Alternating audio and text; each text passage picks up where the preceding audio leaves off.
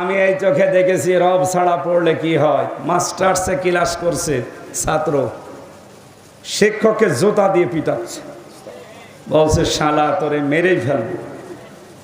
Sir হাত জোড় করে বলছে বাবা তুই আমারে ছেড়ে দে, আমি আর ক্লাস নেব না। বল না, তোরে আমি সিট দিতে বলেছিলাম, অমককে দিস না, শালা তোরে মেরেই ফেলবো। আমি এ চোখে এইটাও দেখেছি, এই যে কোরআন আমার সামনে, মাত্র 7 দিন আলিফ বা তা সা পড়ছে, এখনো ভালো পরিচয়ও পায়নি আল্লাহ রসুলের। ওস্তাদ ওযু করছে, অন্যান্য ছাত্রদের দেখা দেখি সে স্যারের ওস্তাদের পায়ে পানি ঢেলে দিচ্ছে। এইটাও ছাত্র, ওইটাও ছাত্র।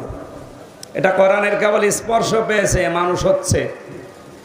আর ওটা কোরআন পায়নি, মাস্টার্স করার পরে ওটা জানোয়ার হয়ে গেছে।